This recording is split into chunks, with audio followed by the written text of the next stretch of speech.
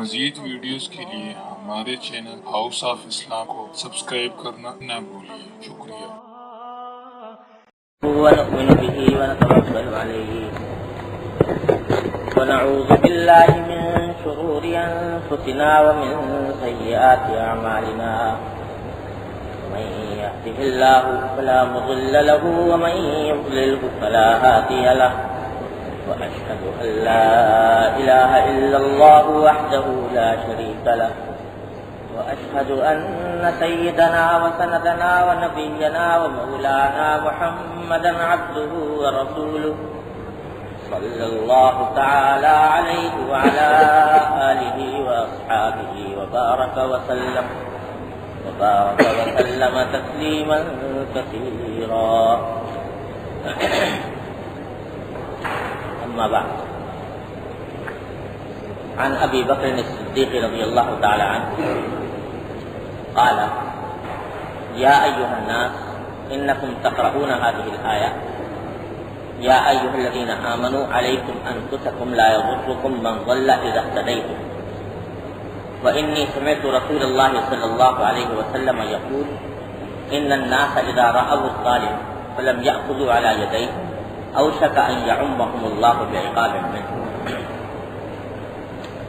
رواہ ابو داؤد والترمذی والنسائی باسانید صحیح.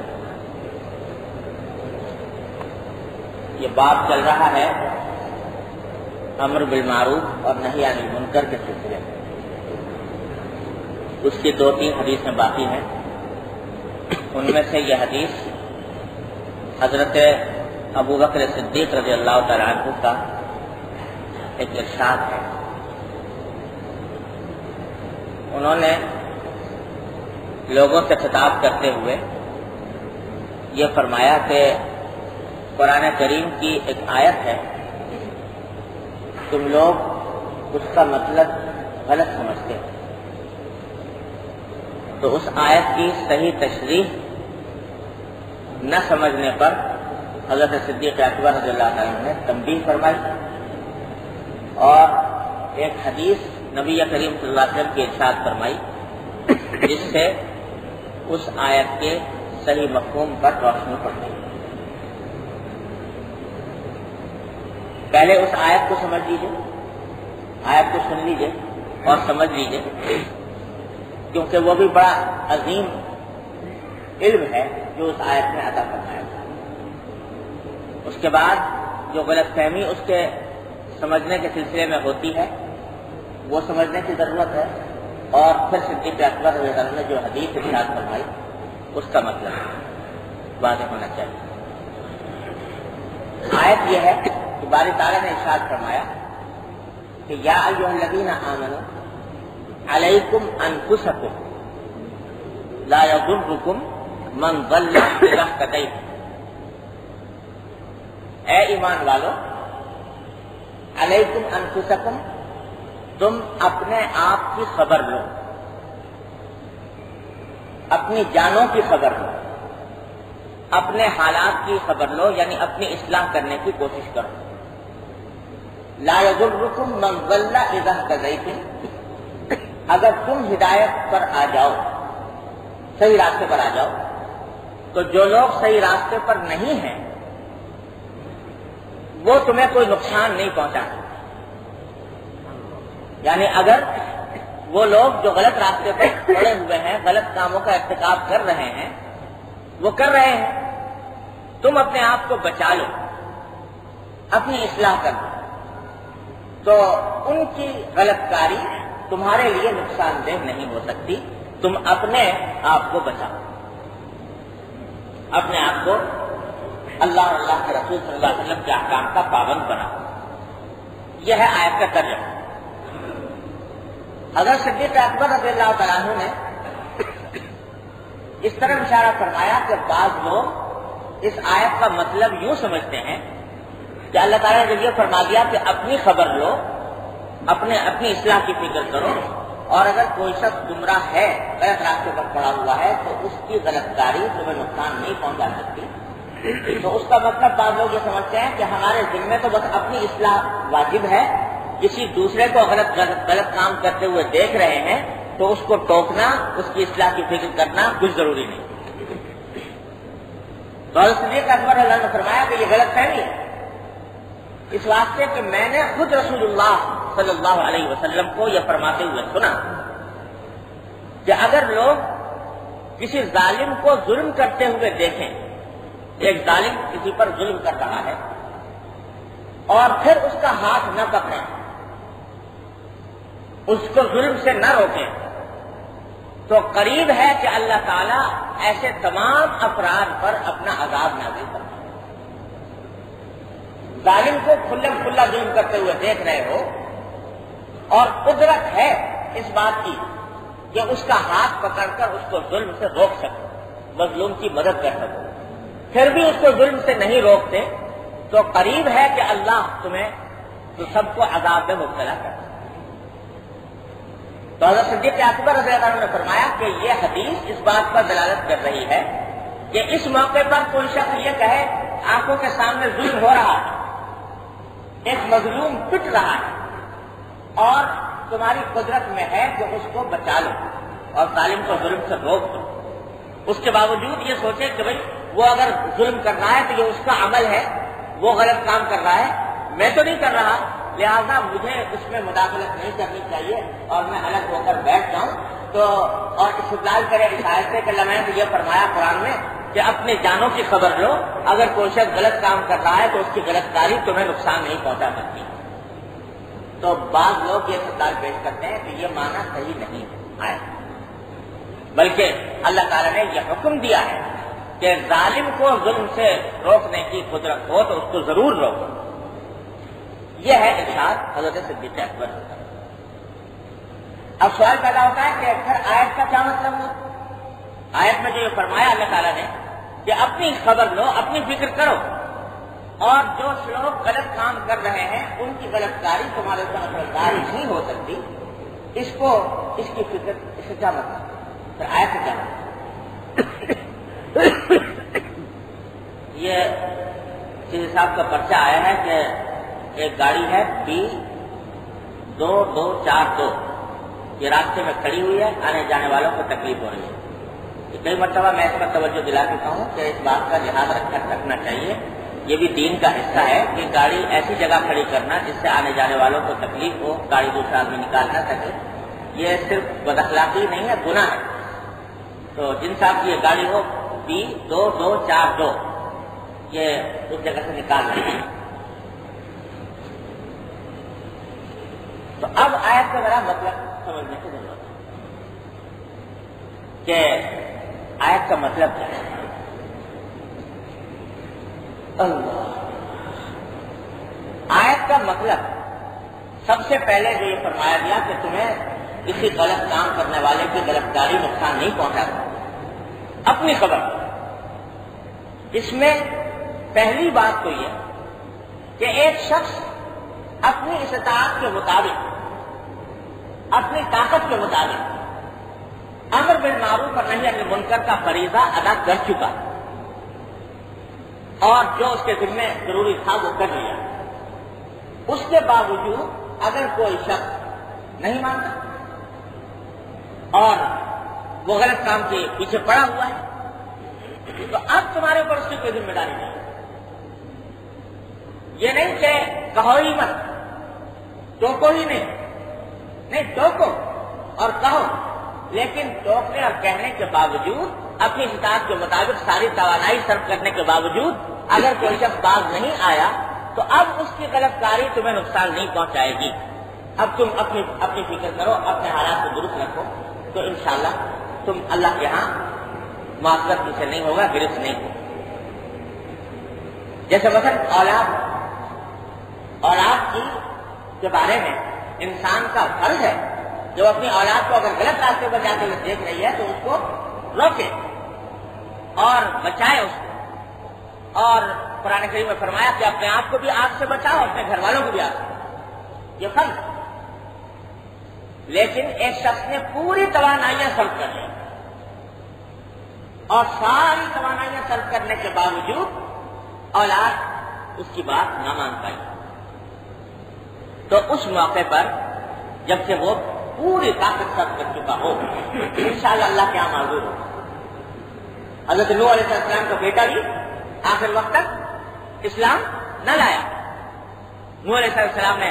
تبلیغ کی، دعوت کی، نوح علیہ السلام سے زیادہ کون اپنے اولاد کی فکر کرے گا اور کون ان سے زیادہ حق کی تبلیغ ادا کرے گا، وہ کرتے رہے، لیکن آخر وقت میں تک وہ اسلام نہ لایا، تو اس کا مواخذہ حضرت نوح علیہ السلام سے نہیں ہوا۔ ایک شخص ہے، اس کا دوست ہے، وہ غلط راستے پر کھڑا ہوا ہے، غلط کام کر رہا ہے، یہ آدمی اس کو اپنی استطاعت کے مطابق سمجھاتا ہے، پیار سے، محبت سے، شفقت سے، ہر طرح سمجھاتا ہے، تھک گیا لیکن وہ بات نہیں آتا، تو اب اس کے اوپر کوئی ذمہ داری اس کی نہیں۔ تو اصل ایک تو آیت کا ہے، لیکن ایک دوسری بات ہے جس کی طرف مجھ جیسے آدمیوں کو توجہ دینے کی ضرورت ہے، جو اسی آیت سے نکلتی ہے اور بڑی عظیم تعلیم ہے اس آیت میں ہمارے لیے۔ وہ یہ ہے کہ آپ دیکھ رہے ہوں گے اس موجودہ دور کے اندر کہ معاشرے کی اصلاح کے لیے، اخلاق کی اصلاح کے لیے، معاملات کی اصلاح کے لیے اور حالات کو بدلنے کے لیے کتنی انجمنیں کام کر رہی ہیں، کتنی جماعتیں کھڑی ہوئی ہیں، کتنے حلقے ہیں، کتنے آدمی ہیں جو بات کر رہے ہیں، تبلیغ کر رہے ہیں، دعوت کرنے کا کام کر رہے ہیں، اچھے خاصی بڑی تعداد ہے۔ ایک پاکستان میں اگر جماعتوں کی تعداد، ایسی جماعتوں کی تعداد جو اصلاحی کام کر رہی ہیں، ان کو اگر اکٹھا کیا جائے تو شاید ہزاروں میں کوئی گلی، کوئی قصبہ، کوئی دیہات شاید خالی ہو اس سے کہ جہاں کوئی نہ کوئی کام اس نوعیت کا نہ پڑے۔ لیکن دیکھنے میں یہ آتا ہے ہمیں چاروں طرف، جب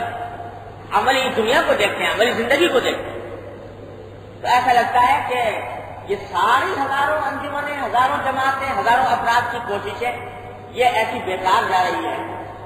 کہ زندگی کے اوپر کوئی اثر نظر نہیں آتا۔ معاشرے کا پہیہ جس تھک کر گھوم رہا تھا وہ اسی طرح گھوم رہا ہے، جو حالات پہلے معاشرے کے تھے اس سے اصلاح ہونے کے بجائے بعض اوقات معلوم ہوتا ہے کہ اور بگاڑ پیدا ہو، اور زیادہ خرابی پیدا ہو۔ تو یہ کیا وجہ ہے کہ ساری یہ انجمن، ساری جماعتیں، سارے بڑی بڑی شخصیتیں یہ کھڑی ہوئی ہیں اور اس کے باوجود لوگوں کے حالات میں تبدیلی نہیں ہے،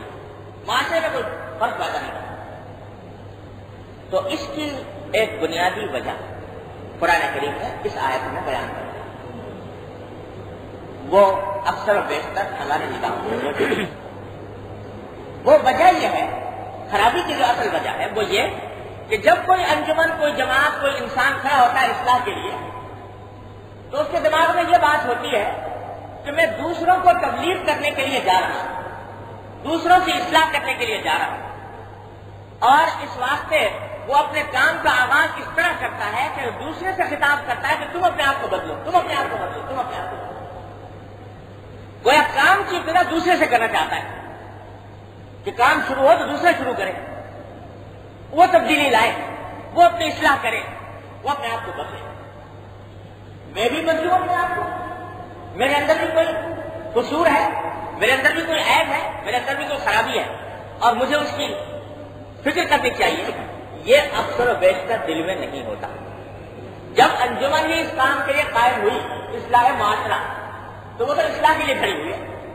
یعنی اصلاح کے معنی یہ ہے کہ معاشرے کی اصلاح کی فکر کرے، دوسروں اپنے گریبان میں منہ ڈالنے کا خیال نہیں ہوتا، اپنے گریبان میں پھانسنے کا تصور نہیں ہوتا۔ میں کھڑا ہوں گا تو واز کرنے کے لیے کھڑا ہوں گا، میرا سارا زور اس پر صرف ہوگا کہ سامعین میری بات سن کر اس کو عمل کرنا شروع کر، لیکن میں خود گمراہی کے کس دار میں ہاتھ کے اندر ہوں، میں عملی طور پر کتنا برا ہوں اس کی طرف دھیان نہیں کرتا، بلکہ ایک لازمی نتیجہ یہ ہے کہ جب آدمی اصلاح کے لیے کھڑا ہوتا ہے، تبلیغ کے لیے کھڑا ہوتا ہے، تو لوگ ذرا اس کی قدر کرنے لگتے ہیں، اور قدر کرنے کے نتیجے میں وہ خود بھی اپنا معتقد ہونا شروع ہو جاتا ہے کہ یہ لوگ جو میری قدر کر رہے ہیں تو یہ کچھ نہ کچھ ہوگا ہی میرے اندر جوہر جس کی وجہ سے یہ میرے پیچھے ہے۔ تو اس واسطے وہ اپنی خود پسندی میں ابھرا، خیال نہیں آتا کسی وقت کہ میں بھی اصلاح کا محتاج ہوں، اپنے عیوب کے اوپر نگاہ نہیں ہے، دوسرے کی طرف نگاہ ہوتی ہے۔ اس کا نتیجہ یہ ہے کہ وہ اصلاح کی کوشش، وہ تبلیغ، وہ بات، وہ نصیحت جو اپنے اوپر جس کا اطلاق نہ ہو، وہ جب دوسرے کو کہی جاتی ہے تو ہوا میں ہو جاتی ہے، اس کا اثر کان تک پہنچتا ہے، دل تک نہیں پہنچتا، وہ ایک کان کے اوپر اثر انداز ہوتی ہے، دوسرے کان سے نکل جاتی ہے۔ اور جو اصلاح کی کوشش اپنی ذات سے شروع ہوتی ہے، جو پہلے قدم پر آدمی یہ دیکھتا ہے کہ میرے اندر کیا خرابی کرے، میں تو اصلاح کروں، اور اپنی طرف بھی دھیان ہوتا ہے، تو وہ بات دل سے نکلتی ہے، پھر دل پر اثر انداز ہوتی ہے اور اس سے زندگیوں میں تبدیلی آتی ہے۔ تو میں یہ عرض کر رہا تھا کہ آج اتنی جماعتیں، اتنی انجمنیں، اتنے افراد، اتنے حلقے یہ کام کر رہے ہیں، لیکن معاشرے کے اندر کوئی تبدیلی نظر نہیں آتی، اور ایک اللہ کا بندہ کھڑا ہو جاتا ہے۔ حضرت علامہ ابن جوزی رحمۃ اللہ علیہ بڑے مشہور وائز تھے، ان کے بارے میں لکھا ہے کہ ایک ایک واز میں 900 آدمی نے توبہ کی ہوتی گناہ، ایک واز کہہ دیا اور وہ جناب سارے انسانوں کے اوپر یہ دل کھینچ کے لے گئے۔ یہ نہیں کہ کوئی بہت جوشیلی تقریر ہوتی تھی، کوئی بہت مسئلہ و بلی تقریر ہوتی تھی، فصاحت و بلاغت کوئی چیز نہیں، جو اپنے دل سے ابھرتا ہوا جذبہ جب زبان سے باہر نکلتا ہے تو دوسرے کے دل پر پڑتا ہے۔ تو یہاں حالت یہ ہے کہ میں آپ کو ایک بات کی نصیحت کر رہا ہوں اور خود میرا عمل اس کے اوپر نہیں ہے، تو اول تو اس بات میں تاثیر نہ ہوتی، اور اگر تاثیر بات کے حد تک ہو بھی گئی تو سننے والا دیکھے گا کہ یہ خود حضرت تو مبتلا ہے اسلام کے اندر، راوی کیا ہے، تو اگر یہ کوئی اچھا کام ہوتا تو پہلے خود کرتے، تو اس وجہ سے وہ بات ہوا میں اڑ جاتی ہے، اس کو کوئی اثر نہیں۔ حضور نبی کریم سرورت عالم صلی اللہ علیہ وسلم کے سیرت میں جو انقلاب برپا کیا، 23 سال کی مدت میں کایا پلٹ دی پورے جزیرہ عرب کی، سن طلحہ تشریف لائے 23 سال میں کایا پلٹ گیا، جزیرہ عربی نے پوری دنیا کی کایا پلٹ۔ وہ کیوں کہ جس بات کا دوسروں کو حکم دیا اس سے پہلے خود اس سے زیادہ اس کے برابر۔ ہمیں آپ کو کیا حکم دیا کہ کتنے وقت نماز پڑھا کرو؟ 5 وقت فرض کیا ہمارے لیے، خود 8 وقت پڑھتے تھے۔ یہ اشراق بھی ہے، جاگ بھی ہے اور تہجد بھی ہے، اور نہ صرف 8 وقت یہ پڑھتے تھے بلکہ جب بھی فرمایا کہ کانا کلما فزعہ امر بدر الی الصلاۃ، جب کوئی پریشانی پیش آتی، کوئی غم، کوئی فکر آتا تو فوراً نبی کریم صلی اللہ علیہ وسلم نماز کی طرف جاتے تھے،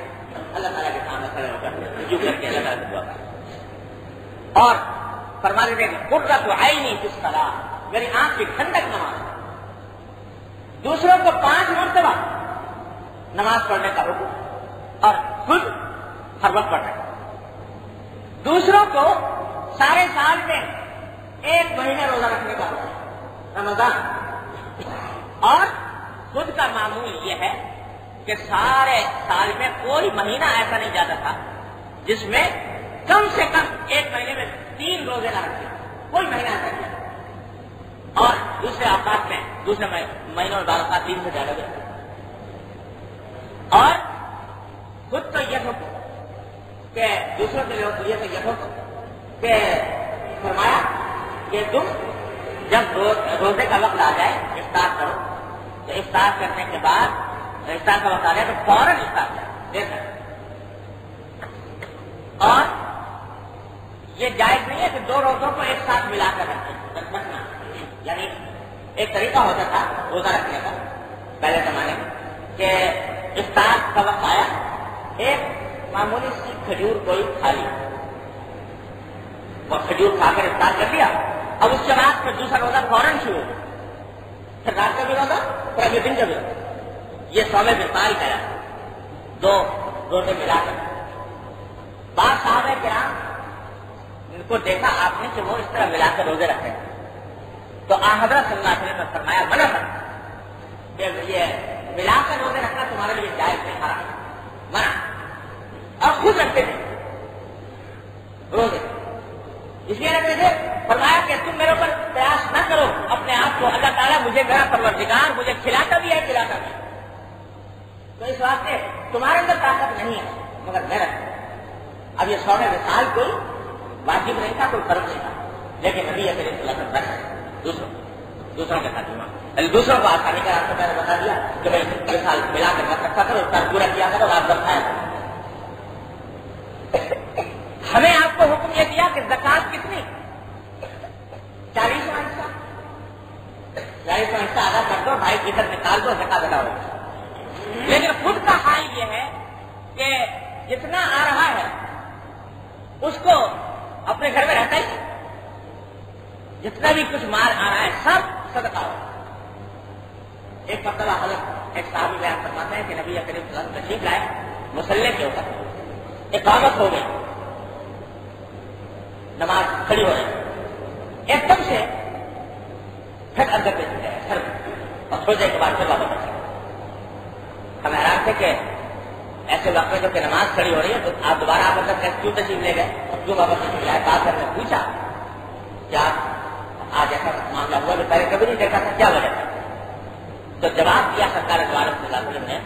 کہ میں اصل میں اس لیے گیا تھا گھر میں کہ مجھے جب میں مسلح پر کھڑا ہوا تو مجھے یاد آیا کہ میرے گھر میں 7 دینار 7 اشرفیاں پڑی رہ گئی. تو مجھے اس بات سے شرم آئی کہ میں اللہ تبارک و تعالیٰ کے سامنے محمد صلی اللہ علیہ وسلم اس حالت میں پیش ہو کہ 7 دینار اس کے گھر میں اتنا رکھے ہو کہ ضرورت سے ڈالے. تمہیں پہلے اس کو ٹھکانے لگا ہے, اس کو ادا کرنے والا. تو ہمیں آپ کو تو حکم یہ کہ 2.5% نکال دو, تمہارا فرض ادا ہو. لیکن خود یہ ہے غزوہ احزاب کے موقع پر خندق کھود رہی ہے, صحابہ کرام کو لگا دیا خندق کھودنے میں, خندق کھود یہ نہیں کہ کیونکہ امیر ہے اس واسطے دوسرے لوگ تو خندق کھودیں اور خود آرام سے بستر پر سوئیں. نبی کریم سرور دو عالم صلی اللہ علیہ وسلم جس طرح صحابہ کرام کھود رہے تھے, جتنا حصہ لوگ اوروں کو ملا تھا کھودنے کے لیے, اتنا ہی حصہ سرکار دو عالم صلی اللہ علیہ وسلم وہ بھی کھود. ایک صحابی کہتے ہیں کہ اس حالت میں جب خندق کھود رہی ہے, مشقت کا وقت ہے اور کھانے پینے کا انتظام تو ناکو نہیں ہے, بھوک سے بےتاب ہو رہے ہیں, تو میں نے اپنے بھوک کی شدت کی وجہ سے اپنے پیٹ پر ایک پتھر باندھ دیا. پیٹ پر پتھر باندھنے کا محاورہ تو ہم نے آپ نے بہت سنا ہے, لیکن کبھی دیکھا نہیں, اللہ نہ دکھائے. لیکن جس کے اوپر گزری ہو وہ جانتا ہے کہ پیٹ پر لوگ سوچتے ہیں پیٹ پر پتھر باندھنے میں کیا پیدا ہوتا ہے, بھوک کیسے ملتی ہے. وہ ہوتا یہ ہے کہ جب شدت ہو بھوک کی تو آدمی کا پیٹ اتنا بےتاب ہو جاتا ہے کہ اس کی وجہ سے انسان کو انتہائی کمزوری لاحق ہو جاتی ہے, وہ کچھ کام نہیں کر سکتا. تو پتھر باندھنے سے کم از کم یہ ہوتا ہے کہ ذرا تھوڑا سا شکل پیدا ہو جاتا ہے, تو آدمی کم از کم کھڑا ہوتا ہے, ورنہ کھڑا نہ ہوتا. تو ایک صحابی کہتے ہیں کہ میں نے اپنے پیٹ پر پتھر باندھا, تو میں اس پیٹ پر پتھر بندھی حالت میں حضور اقدس رحمۃ اللہ علیہ صلی اللہ علیہ وسلم کی خدمت میں حاضر ہوا, یہ کہنے کے لیے کہ کچھ باہر کھانے کا بھی کچھ انتظام سوچا جائے. حاضر ہوا اور میں نے جا کر بتایا کہ رسول اللہ میں نے اپنے پیٹ پر پتھر باندھا ہوا ہے بھوک کی وجہ سے, بھوک کی شدت کی وجہ سے. تو فرماتے ہیں کہ جب میں نے یہ عرض کیا تو سرکار دو عالم صلی اللہ علیہ وسلم نے اپنے پیٹ سے اپنا قمیص اٹھا کر مجھے دکھایا کہ اس پر 2 پتھر بندے ہوئے. یہ ہے کہ جس بات کی تعلیم دی جا رہی ہے, جس بات کی تبلیغ ہو رہی ہے, جس بات کا حکم دیا جا رہا ہے, اس میں خود کہیں زیادہ عمل میں دکھا رہا ہے اور دوسروں کو جو تعلیم ہے کہ اپنے گھر کا کام خود کیا جائے. حضرت فاطمہ زہرا رضی اللہ تعالیٰ جنت کی خواتین کی سردار, وہ حاضر ہوتی ہیں نبی کریم صلی اللہ علیہ وسلم اور آ کر عرض کرتی ہیں کہ جا کر دکھاتی ہیں کہ میں نے ہاتھوں میں چکی پیس کر گدے پڑ گئے ہیں اور مشق, پانی کی مشق دھو کر سینے پر نیل آ گئے. سارے لوگوں کے درمیان غلام اور کنیزیں تقسیم ہوئی جو ان کے گھر کا کام کرتے ہیں. اللہ مجھے بھی کوئی ایک خدمت گار کوئی کنیز کے ساتھ عطا فرما دیجیے, دوسرے صحابہ کرام کو ملی ہے تو مجھے بھی مل جائے. تو اگر فاطمہ زہرا رضی اللہ تعالیٰ عنہا کو کوئی ایک کنیز مل جاتی اس خدمت کے انجام دینے کے لیے تو کوئی آسمان نہ ٹوٹ پڑا. لیکن جواب میں نبی کریم صلی اللہ علیہ وسلم نے ارشاد فرمایا کہ فاطمہ جب تک کہ سارے مسلمانوں کا انتظام نہیں ہو جاتا, اور ایک روایت میں آتا ہے کہ جب تک کہ قیدیوں کا میں انتظام نہیں کر لیتا اس وقت تک محمد رسول اللہ صلی اللہ علیہ وسلم کے لیے کوئی غلام مستقل نہیں ہے, اس کے گھر والوں کے لیے مستقل نہیں ہے. تو میں تمہیں یہ ساری مشقت جو تم اٹھا رہی ہو اس کے لیے میں تمہیں اس سے بہتر غلام مستقل اس سے بہتر نسخہ بناتا ہوں. اور پھر فرمایا کہ ہر نماز کے بعد یہ سبحان اللہ الحمدللہ اللہ اکبر یہ پڑھا کرو. مجھے یہ فاطمی مشہور ہے, اس بات سے تمہیں فاطمی کہلاتی ہے جب فاطمہ زہرا رضی اللہ عنہا یہ پڑھا کرو. تو دوسروں کے ساتھ یہ معاملہ کہ غلام بھی تقسیم ہو رہے ہیں, خریدیں بھی تقسیم ہو رہی ہیں, پیسے بھی تقسیم ہو رہے ہیں, لیکن خود اپنے گھر میں یاد. تو جب یہ صورت ہوتی ہے کہ کہنے والا وہ اب پہلے خود عمل کرتا ہے, دوسروں سے زیادہ عمل کرتا ہے, تو اس کے بعد اس کے بارے میں جب اس کی بات سے تاثیر ہو تو وہ دل پر اثر ڈالے, وہ انسانوں کے یہ دنیا بدل کر ان کی زندگیوں میں انقلاب کر اور لے کر آئے صحابہ کرام کے سفر کو کہاں سے کہاں ہوتا ہے. تو دوسروں کے لیے یہ جو ساری امت میں جن کے بات میں اللہ تعالیٰ نے اثر دیا ہے تو وہ اس راستے سے حضرت امام ابو یوسف رحمۃ اللہ علیہ امام بولبا کے شاگرد ہیں. ایک جس دن 30 شعبان کا جو دن ہوتا ہے یعنی 29 کو اگر چاند نظر نہ آیا 30 شعبان کا جو دن ہوتا ہے اس میں حکم یہ ہے کہ اس دن میں روزہ نہ رکھنا ہے.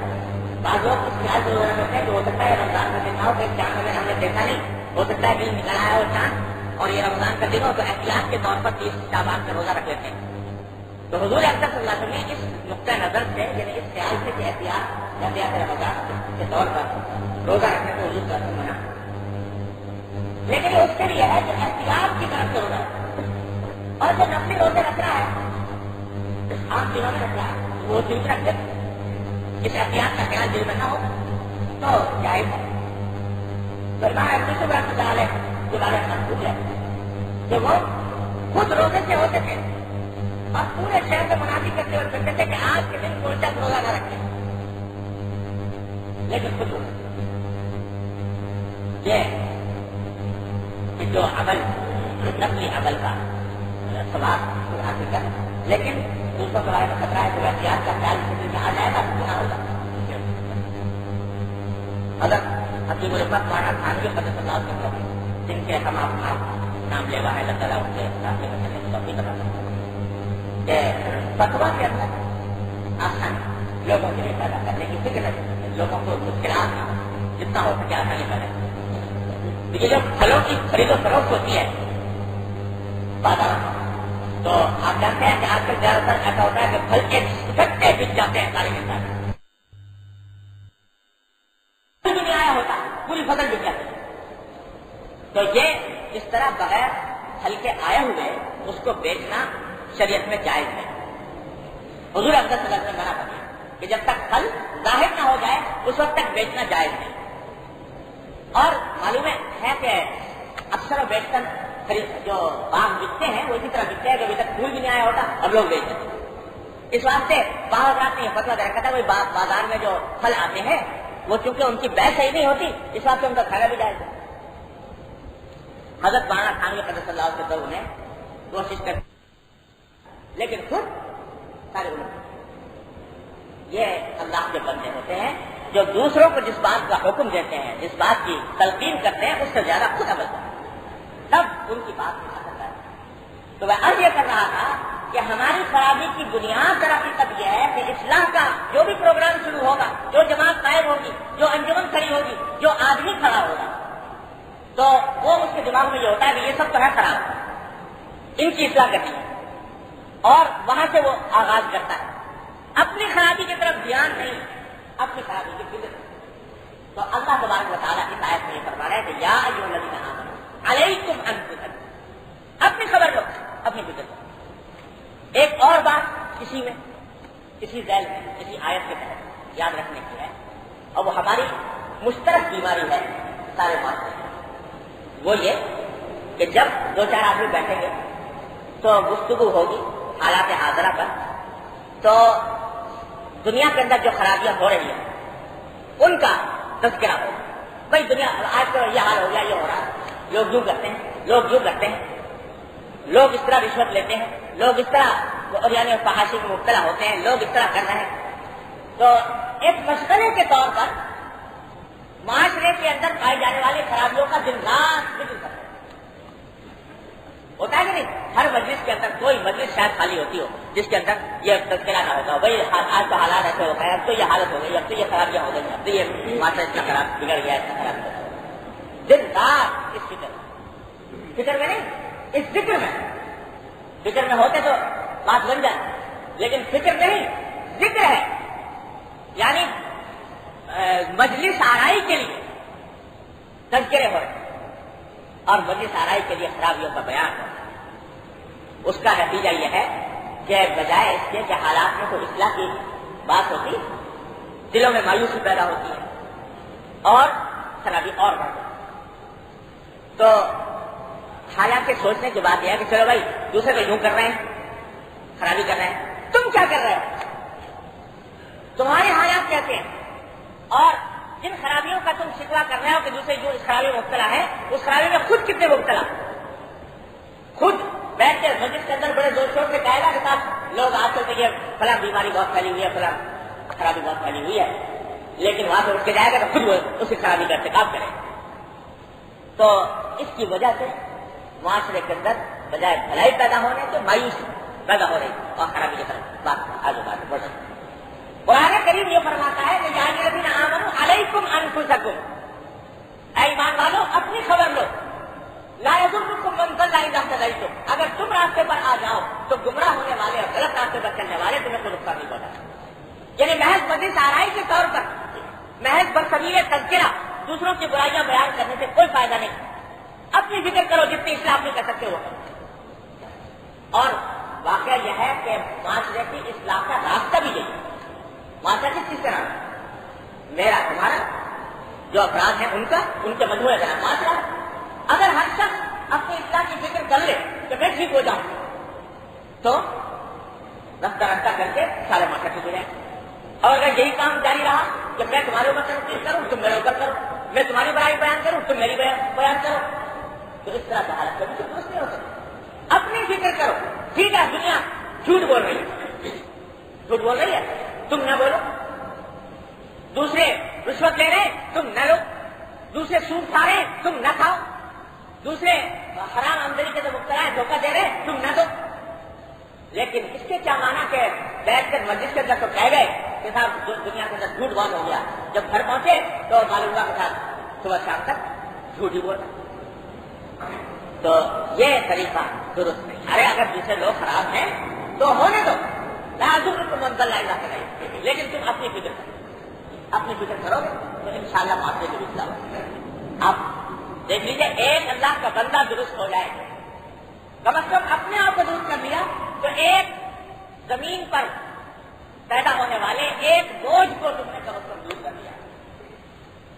تو بات آگے بھی بڑھ سکتی ہے. کہ اصلاح کا راستہ اللہ تعالیٰ اس طرح بتا یا الذین آمنوا علیکم انفسکم لا یضرکم من ضل اذا اهتدیتم. اللہ تعالیٰ اپنی رحمت سے اس فکر کو ہمارے دلوں میں پیدا کرتا ہے کہ ہر شخص کو اپنی اصلاح کی فکر ہو جائے. ارے بھائی اگر ایک شخص بیمار ہے, اس کے پیٹ میں درد ہو رہا ہے, شدید درد ہے, تڑپ رہا ہے اس درد, کیا وہ دوسروں کے نزلہ زکام کو دیکھے گا کہ دوسرے کو نزلہ ہو رہا ہے, اس کو زکام ہو رہی ہے, اس کو کھانسی ہو رہی ہے, اس کا شکوا کرے گا کہ اپنے پیٹ کے درد کی اصلاح کی فکر کرے. اگر مجھے اپنے عیب کی فکر ہو جائے کہ میرے اندر جو عیب ہے وہ دور ہو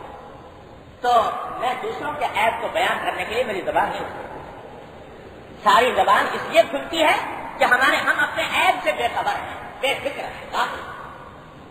اس کی تو پرواہ ہے، اور دوسروں کے اوپر تنقید کا دروازہ کھلا ہوا ہے، دوسروں کے لیے زبانیں کھلی ہوئی۔ اور اس تنقید کا ایک اثر یہ بھی ہوتا ہے کہ اکثر و بیشتر اس کی وجہ سے غیبت میں مبتلا ہو جاتا ہے، اور غیبت کی وجہ سے اور اپنا اعمال ہوتا ہے۔ تو بلا وجہ اس طرح کے تذکرے کرنا یہ کوئی اچھی بات نہیں ہے، اس سے ہٹ کر اپنی اصلاح کی فکر میں لگ جائے۔ ہر شخص جتنی اصلاح کر سکتا ہے اس کی طرف قدم بڑھائے، یہ ہے پیغام اور یہ ہے راستہ۔ اللہ تعالیٰ کی رحمت سے مجھے آپ کو سب کو اس پر عمل کرنے کی توفیق عطا فرمائے۔ اسی سلسلے کی آخری حدیث جس کو ہمیشہ پڑھ کے بڑا ڈر لگتا ہے اللہ تعالیٰ اس کا مصداق بننے سے محفوظ رکھے ہم سب کو۔ آیت شروع میں نقل کی ہے، أَتَأْمُرُونَ النَّاسَ بِالْبِرِّ وَتَنْسَوْنَ أَنفُسَكُمْ وَأَنْتُمْ تَتْلُونَ الْكِتَابَ أَفَلَا تَعْقِلُونَ۔ یہ اللہ تعالیٰ نے یہودیوں کو خطاب فرمایا کہ کیا تم دوسروں کو نیکی کی نصیحت کرتے ہو اور اپنے آپ کو بھول جاتے ہو، حالانکہ تم کتاب کی یعنی تورات کی تلاوت کرتے ہو، تم کتاب کے یعنی اللہ کی کتاب کے عالم ہو، اور اس کی وجہ سے لوگ تمہاری طرف رجوع کرتے ہیں، اور تم دوسروں کو نصیحت کرتے ہو لیکن اپنے آپ کو بھول جاتے ہو، اپنے پر اس کو لاگو نہیں کرتے، ان احکام کو جاری نہیں کرتے۔ یہ یہودی علماء کو خطاب تھا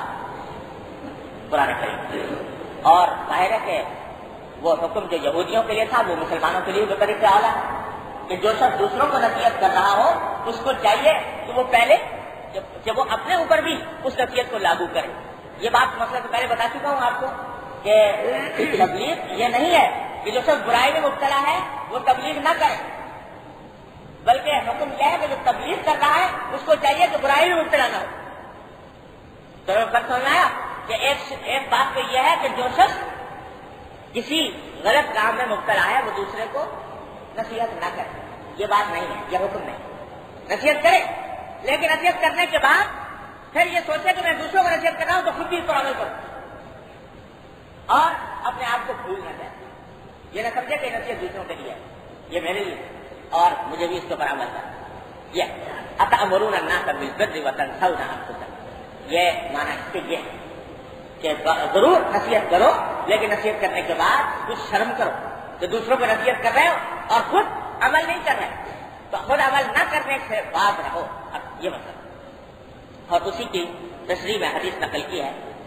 حضرت اسامہ بن زید ابن حارثہ رضی اللہ تعالیٰ عنہ کی، بڑی خطرناک بات اس میں ارشاد فرمائی گئی ہے، اللہ تعالیٰ اس کا مطابق کرنے سے بچائے کہ رسول اللہ صلی اللہ علیہ وسلم نے ارشاد فرمایا کہ یؤتی بالرجل یوم القیامۃ فیلقی فی النار فتندلق اقطاب بصره، کہ قیامت کے دن ایک شخص کو لایا جائے گا اور لا کر آگ میں ڈال دیا جائے گا جہنم، اور آگ میں اس طرح ڈالا جائے گا کہ فتندلق اقطاب بصره، اس کے پیٹ سے گرتے ہی آگ کی شدت سے اس کے پیٹ سے آنکھیں نکل کر باہر آ جائیں، فیدور بہا کما یدور الحمار فی الرحا، اور وہ ان آنکھوں کے ارد گرد اس طرح گھومے گا جیسے کہ گدھا چکی کے گرد گھومتا ہے۔ اس وقت جو بڑی چکی ہوتی تھی اس کو گدھا کسی گدھے کو باندھ دیتے تھے، وہ لے کر گھوما کرتا تھا، تو آپ نے تشبیہ یہ دی کہ آنکھیں باہر آ جائیں گی اور وہ اس طرح گھومے گا ان کے چاروں طرف جیسے کہ چکی کے گرد گدھا گھومتا ہے۔ تو جب یہ منظر نظر آئے گا تو جہنم کے لوگ آ کر اس کے پاس جمع ہو جائیں گے اور جمع ہو کر پوچھیں گے کہ بھائی یہ کیا قصہ ہے، تم وہ نہیں ہو کہ ہم تم کو دیکھتے تھے کہ لوگوں کو نیکی کی نصیحت کیا کرتے تھے، برائی سے روکا کرتے تھے، تو تم تو بڑے عالم فاضل آدمی تھے، داعی حق تھے اور لوگوں کے لیے مصلح کا درجہ رکھتے تھے، آج تمہارا یہ انجام کیسے ہوا؟ تو اس وقت وہ کہے گا وہ شخص کہ بلا کنت آمر بالمعروف ولا آتی، کہ ہاں میں لوگوں کو نیکی کا حکم تو کرتا تھا، نیکی کی نصیحت کرتا تھا، لیکن خود نیکی نہیں کرتا، اور دوسروں کو برائی سے روکتا تھا لیکن میں خود اس برائی کا ارتکاب کیا کرتا تھا، تو اس وجہ سے میرا یہ آج انجام ہو رہا ہے۔ اللہ بچائے، اللہ تعالیٰ حفاظت کرے۔ اس حدیث کو جب بھی پڑھتا ہوں تو بڑا ڈر لگتا ہے، اللہ تعالیٰ حفاظت فرمائے، خاص طور سے وہ لوگ کہ جن کو یہ کام کرنا ہوتا ہے، بات کہنے کا، نیکی کی بات کہنے کا، دین کی بات سنانے کا، ان کے لیے بڑا ہی نازک، بڑا ہی خطرناک مرحلہ ہے کہ ایسا نہ ہو کہ اللہ تعالیٰ اس کا اپنی رحمت سے بچائے اس کا مستحق بننے سے. لیکن بتلانا یہ مقصود ہے کہ جب کہہ رہے ہو دوسروں کو تو پھر جس بات کو نیکی کا حکم دے رہا ہو تو خود بھی کر کے دکھاؤ, جس بات کو روک رہا ہو برائی سے تو خود بھی اس سے رکو, ورنہ یہ انجام ہوگا. اور یہی وہ خرابی کی بنیاد ہے جو میں نے ابھی آپ سے عرض کی کہ خرابی ساری ہمارے وہ یہ ہے کہ ہم دوسروں کو تبلیغ کرنے کا جذبہ پیدا کر لیتے ہیں لیکن خود اپنی اصلاح کی فکر نہیں کرتے. اللہ تعالیٰ کی رحمت سے ہم سب کو اپنی اصلاح کی توفیق عطا فرمائے. اللہ یہاں یہ باب امر بالمعروف اور نہی عن المنکر سے متعلق یہ ختم ہو گیا. اب دوسرا باب آگے قائم کیا ہے, وقت کیونکہ باقی ہے تو شروع کر دیتے ہیں. اللہ تعالیٰ موقع ہوا تو انشاءاللہ اس کی تکمیل اگلے جمعہ کو ہو جائے گی. یہ باب قائم کیا ہے باب الامر باداء الامانہ, امانت کو صحیح طریقے سے اس کے مستحق تک پہنچانے کے بیان میں یہ باب ہے. اس کے بارے میں آیات اور احادیث ذکر کی. ایک آیت ہے شروع میں کہ ان اللہ یامرکم ان تؤدوا الامانات الی اہلہا, کہ اللہ تبارک و تعالیٰ تم کو حکم دیتے ہیں کہ امانتیں ان کے مستحقوں تک پہنچا دیں. اور پھر حدیث نقل کی ہے حضرت ابو ہریرہ رضی اللہ عنہ کہ رسول اللہ صلی اللہ علیہ وسلم نے ارشاد فرمایا کہ آیت المنافق ثلاث اذا حدث كذب واذا وعد اخلف واذا اؤتمن خان. اللہ وفي روایت وان صام وصلى وزعم. ارشاد فرمایا نبی کریم صلی اللہ علیہ وسلم نے کہ تین خصلتیں ایسی ہیں کہ جو منافق کی نشانی ہے, جو منافق ہونے کی نشانی ہے. یعنی کسی مسلمان کا کام نہیں ہے کہ یہ کام کرے. جس میں یہ باتیں پائی جائیں یہ منافق ہونے کی علامت ہے. کیا کہ تین باتیں کیا, اذا حدث کذب, جب کوئی بات کہے تو جھوٹ بولے, وَإِذَا وَعَدَ أَخْلَفَ, وعدہ کرے تو خلاف ورزی کرے, اور تیسرے اذا اؤتمن خان, جب اس کے پاس کوئی امانت رکھوائی جائے تو وہ خیانت. یہ تین باتیں ہیں جس کے اندر پائی جا رہی ہیں, یہ اس کے منافق ہونے کی علامت ہے. اور ایک روایت میں اس کے اوپر اور اضافہ فرمایا کہ ایسا شخص گویا منافق کے حکم میں ہے, وَإِن صَامَ وَصَلَّى, چاہے نماز پڑھتا ہو روزے رکھتا ہو,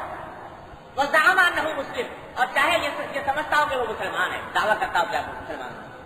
لیکن حقیقت میں مسلمان کہلانے کا مستحق نہیں, کیونکہ جو ایمان کی بنیادی صفات ہے مسلمان کی ان کو چھوڑے. اس آیت اس حدیث میں یہ بتا دیا کہ یہ جو ہمارے ذہنوں میں خدا نے کہاں سے بیٹھ گئی ہے یہ بات کہ دین بس نام ہے نماز روزے, نماز پڑھ لی, روزہ رکھ لیا اور نماز روزے کا اہتمام کر لیا, بس ہو گئے مسلمان. اب کوئی مطالبہ مزید نہیں. بازار میں گئے تو جھوٹ سے, فریب سے, دھوکے سے مال حاصل ہو رہا ہے, اس کی فکر نہیں, حرام حلال ایک ہو رہے ہیں, اس کی فکر نہیں, زبان کا بھروسہ نہیں, امانت میں خیانت ہے, وعدے کی کفات نہیں. تو یہ تصور, یہ اسلام کا کے بارے میں یہ تصور کہ بس نماز روزے کا نام ہے, یہ بڑا ہی خطرناک, بڑا ہی غلط تصور ہے. حضور اکرم صلی اللہ علیہ وسلم نے بتا دیا کہ ایسا شخص چاہے نماز بھی پڑھ رہا ہو, روزہ بھی رکھ رہا ہو, لیکن وہ مسلمان کہلانے کا مستحق نہیں. چلو فتویٰ نہ لگاؤ اس پر کفر کا, فتویٰ کفر کا بڑی سنگین چیز ہے, تو اس کو کافر فتوے کے اعتبار سے نہ قرار دو, مسلمان دائرہ اسلام سے اس کو فتوے کے طور سے خارج نہ کرو, لیکن کام سارے کافر جیسے کر رہا ہے, کام سارے منافق جیسے کر رہا ہے, تو وہ مسلمان کہلانے کا حقیقت میں مستحق ہے. یہ تین چیزیں بیان کروں. سب سے پہلے جھوٹ, اور دوسرے وعدہ خلافی, تیسرے امانت رکھنا. ان تینوں کا تھوڑی سی تفصیل عرض کرنا چاہتا ہوں. اس لیے عرض کرنا چاہتا ہوں کہ لوگ سمجھتے ہیں کہ یہ ان کا بہت محدود سا تصور ذہن میں آتا ہے، جھوٹ بولنے کا بھی، وعدہ خلافی کا بھی، امانت داری کا بھی، حالانکہ مفہوم ان کا بڑا عام ہے، جس کے تینوں کی تفصیل کرنے کی ضرورت ہے، جتنا آج ہو گئی تو اتنا آج ہو جائے گی، ورنہ انشاءاللہ آگے کی بات۔ فرمایا جھوٹ بولنا، یہ جھوٹ بولنا مسلمان کا کام حرام، اور یہ جھوٹ ایسا گناہ ہے کہ اللہ تبارک و تعالی نے اس کو کوئی ملت ایسی نہیں گزری جس میں اس کو حرام نہ کیا، یہاں تک کہ کافر جاہلیت کے لوگ، زمانہ جاہلیت کے لوگ، وہ بھی جھوٹ بولنے کو برا سمجھتے ہیں۔ جس وقت حضرات صحابہ کرام رضی اللہ تعالیٰ نے حبشہ کی طرف ہجرت فرمائی تھی، آپ کو معلوم ہے ابتدا میں مسلمانوں نے مکے والوں سے ظلم و ستم سے تنگ آ کر حبشے کی طرف ہجرت کر گئے، تو وہاں نہیں اس موقع پر نہیں بلکہ حضور اکرم صلی اللہ علیہ وسلم نے خط بھیجا تھا روم کے بادشاہ کے پاس اسلام کی دعوت دینے کے، تو اس نے جب وہ خط پہنچا تو اس نے کہا بھائی میرے ملک کے اندر اگر کوئی ایسے لوگ ہوں جو ان سے واقف ہوں محمد رسول اللہ صلی اللہ علیہ وسلم کے، تو ذرا کسی کو میرے پاس بھیجو تو میں اس سے حالات معلوم کروں کہ وہ کیسے ہیں، ان کے کس قسم کے انسان ہیں۔ اتفاق سے اس وقت گئے ہوئے تھے ابو سفیان، وہ کافر تھے، وہ قیاسی قاتل لے کر گئے ہوئے تھے، تو وہ کہیں مل گئے، تو بادشاہ کے پاس اس کو لوگ پکڑ کر لے آئے۔ بادشاہ نے ان سے سوالات کرنے شروع کیے کہ یہ بتاؤ کہ محمد صلی اللہ علیہ وسلم کس خاندان میں ہیں، جس خاندان میں پیدا ہوئے ہیں وہ خاندان کیسا ہے، اس کی شہرت کیسی ہے؟ تو انہوں نے کہا کہ خاندان تو بڑا اعلیٰ درجے کا ہے، ہمارے بہت اعلیٰ ترین خاندان کے اندر پیدا ہوئے ہیں، سارا عرب ان کے اس خاندان کی شرافت کا قائل ہے۔ تو اس نے کہا یہ تو بات صحیح یہ معلوم ہوتی ہے، اللہ تعالیٰ کے جو انبیاء ہوتے ہیں وہ اعلیٰ خاندان سے ضرور ہوتے ہیں۔ غرض جو سوال اس نے کیا وہ کتابوں کی روشنی میں، وہ یہ سوال کیا کہ آیا وہ علامتیں جو نبی کی علامتیں ہوتی ہیں ان کے اندر پائی جاتی ہیں کہ نہیں؟ تو ابو سفیان بعد میں مسلمان ہونے کے بعد کہتے ہیں کہ اس وقت تو میں کافر تھا، اس واسطے اس فکر میں تھا کہ کہیں سے کوئی ایسا جملہ کہہ دوں جس سے کہ حضور اکرم صلی اللہ علیہ وسلم کے خلاف تاثر قائم ہو، لیکن اس اللہ کے بندے نے جتنے سوالات کیے وہ سارے ایسے سوالات کیے کہ کوئی بات میں آپ کے خلاف کہنا کا میرے پاس موقع نہیں تھا، اس واسطے کہ جو سوال کرنا تھا اس کا جواب تو مجھے دینا تھا اور جھوٹ بول نہیں سکتا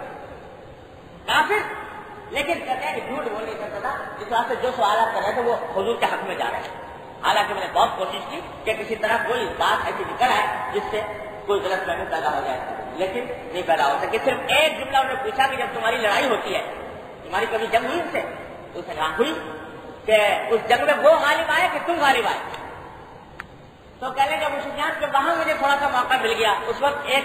غزوہ بدر کا ہوا تھا، اس میں تو حضور غالب آئے تھے، مسلمان غالب آئے تھے، ایک احد کا ہوا تھا، اس میں کوئی تھوڑی سی شکست مسلمانوں کو ہوئی تھی وقتی، تو اس موقع میں مجھے موقع مل گیا تو میں نے کہا کہ ہمارے درمیان جو جنگ ہوتی ہے تو کبھی وہ غالب آ جاتے ہیں، کبھی ہم غالب آ جاتے ہیں، وہاں بھی یہ نہیں کہا کہ ہم غالب آئے، جھوٹ نہیں بولا۔ تو جاہلیت کے لوگ جو اسلام نہیں لائے وہ بھی جھوٹ بولنے کو ایسے وقت میں بھی جھوٹ بولنے کو گوارا نہیں کرتے، تو سجائے کہ مسلمان اسلام لانے کے بعد جھوٹ، اس میں جھوٹ بولنے کی برائی تو ہر آدمی جانتا ہے کہ کتنی بری بات ہے، لیکن بے شمار مواقع پر جب وقت آتا ہے تو بے تکان جھوٹ بول جاتا ہے، یہ سوچے بغیر کہ یہ کیا غلط کام ہے۔ ایک صاحب میرے دوست ہیں اور بڑے نیک آدمی، نماز روزے کے پابند، اذکار اشعار کے پابند، بزرگوں سے تعلق رکھنے والے، اور وہ کبھی کبھی میرے پاس میں تشریف لایا کرتے ہیں، تو ان سے میں نے ایک مرتبہ پوچھا کہ آپ کب تشریف کہیں باہر سے آتے ہیں، تو میں نے کب تشریف لے جا رہا ہے؟ تو انہوں نے کہا کہ میں ابھی ٹھہروں گا تو 8-10 روز، اور میں نے اپنی ملازمت جہاں میری ملازمت ہے تو وہاں سے میں نے کل چھٹی لی تھی، وہ تو ختم ہو گئی، البتہ کل میں نے میڈیکل سرٹیفکیٹ کل بھجوا دیا ہے، تو وہ اور چھٹی لینے کے لیے، اور وہ اس طرح انہوں نے ذکر کیا میڈیکل سرٹیفکیٹ بھجوانے کا، جیسے تو معمول کی بات ہے، اس میں تو کوئی پریشانی کی بات ہی نہیں۔ میں نے پوچھا میڈیکل سرٹیفکیٹ کیا تھا کہ جی وہ چھٹی لینے کے لیے بھیج دیا، تو چھٹی ویسے ملتی نا، تو میں نے اس لیے بھیج دیا کہ میڈیکل سرٹیفکیٹ سے چھٹی مل جائے گی۔ میں نے کیا لکھا تھا میڈیکل سرٹیفکیٹ میں کہ جی اس میں لکھا تھا کہ یہ اتنے بیمار ہیں کہ یہ سفر کے لائق نہیں۔ تو میں نے عرض کیا کہ بھائی اللہ بندہ خدا، کیا یہ نماز بس یہ نام صرف نماز روزے ہی کا ہے، ذکر شغلی کا ہے، اور اللہ تعالیٰ کے ساتھ معاملہ ہے، بزرگوں سے تعلق ہے، اور پھر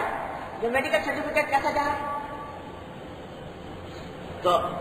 وہ اللہ کے کیونکہ آدمی نیک تھے تو اس بات سے ہونا کہ بھائی یہ تو میں پہلی بار آپ کے منہ سے یہ بات سنی کہ یہ بھی کوئی بری بات نہیں، یہ کوئی غلط بات نہیں۔ میں نے کہا بھائی جھوٹ بولنا اور کیا ہوتا ہے؟ لوگ سمجھتے ہیں کہ جو غلط سرٹیفکیٹ بنوا کر بھیج دیا یہ کوئی جھوٹ ہی نہ ہوا، یہ اس اضافت کا میں یہ داخل ہی نہیں۔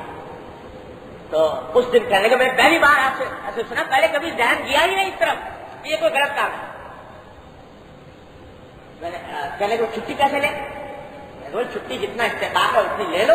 جتنے استحقاق تنخواہ کے ساتھ ہے اس تنخواہ کے ساتھ لو، جو اگر لینا ضروری ہے، ورنہ بغیر تنخواہ کے لو۔ لیکن جھوٹ بولنے کا کیا جواب تھا؟ جھوٹا سرٹیفکیٹ بھیجنے کا کیا جواب تھا؟ یہ لوگ سمجھتے ہیں دین نام ہو گیا بس ذکر شغل کا، تہجد پڑھنا نام دین، باقی زندگی کے میدان میں پہنچ کر جھوٹ بولنا ہے اس کا کوئی خیال نہیں۔ ایک بڑے اچھے خاصے پڑھے لکھے اور سمجھدار نیک بزرگ جو نیک تھا، میں جدہ گیا، ایک مرتبہ جدہ میں تھا، تو ان کا سفارشی خط آیا میرے پاس، ایک صاحب آئے سفارشی خط لے کہ ان کے لیے سفارش کر دو کہ وہ یہ انڈیا کے باشندے ہیں، انڈیا کے رہنے والے، اور پاکستان اب جانا چاہتے ہیں، لہذا ان کی سفارش کر دو پاکستان کے سفارت خانے سے کہ ان کو پاسپورٹ ایشو کر دیا جائے اس بنیاد پر کہ وہ یہ ہیں پاکستانی اور ان کا پاسپورٹ یہاں سعودی عرب میں کھو گیا ہے۔ انہوں نے یہ کہہ کر درخواست دی ہے کہ سعودی عرب میں ہمارا پاسپورٹ کھو گیا ہے، لہٰذا ان کو پاسپورٹ دے دیا جائے، اس کی سفارش۔ اور وہاں عمرے ہو رہے ہیں اور حج ہو رہا ہے اور طواف ہو رہا ہے اور ہو رہا ہے، اور ساتھ میں یہ کام بھی ہو رہا ہے، یہ گویا دین کا حصہ ہی نہیں۔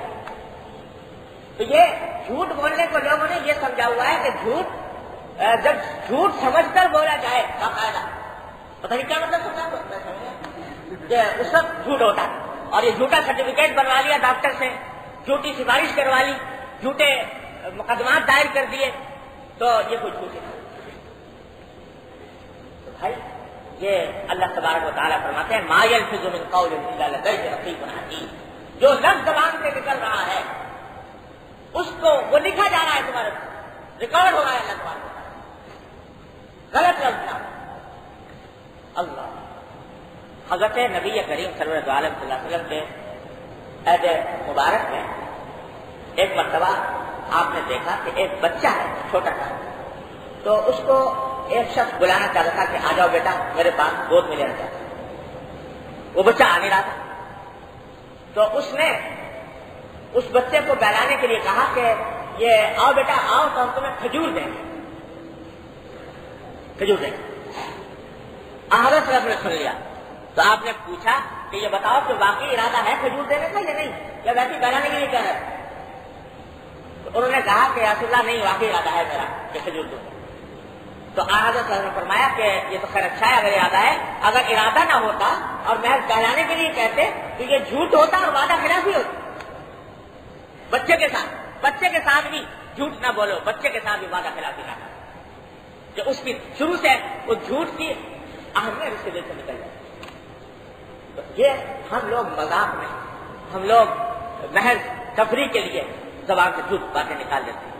نبی کریم صلی اللہ علیہ وسلم نے مذاق میں بھی جھوٹ بولنے سے منع کر فرمایا کہ افسوس ہے اس شخص پر، اور یہ افسوس تو میں ذرا ہلکا ترجمہ کر رہا ہوں رعایت کر کے، ورنہ اس کا دوسرا ترجمہ یہ بھی ہو سکتا ہے کہ دردناک عذاب ہے اس شخص کے لیے جو محض اس واسطے جھوٹ بولتا ہے تاکہ لوگ ہنس پڑیں، لوگوں کو ہنسانے کے لیے محض جھوٹ بولتا ہے، اس کے لیے دردناک عذاب ہے۔ یاد کبھی مذاق سرکار دو عالم کا بھی کیا،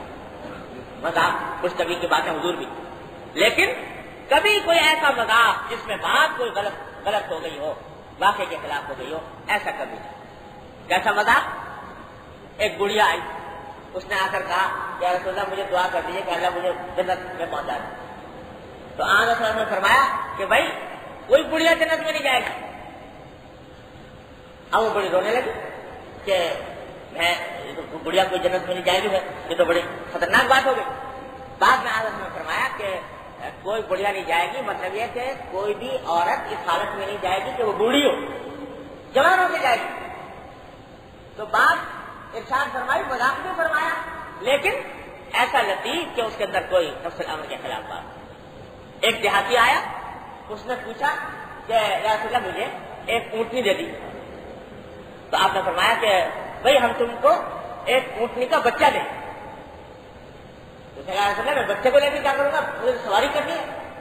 تو آپ نے فرمایا کہ جو بھی اونٹ تمہیں دیا جائے گا وہ کسی اونٹنی کا بچہ ہی تو ہوگا۔ تو ایسا مذاق فرمایا کہ جس میں کوئی خلاف حقیقت کوئی بات نہ ہو، غلط بیان نہ ہو۔ مذاق کے اندر بھی اس بات کا لحاظ ہے، اس زبان کو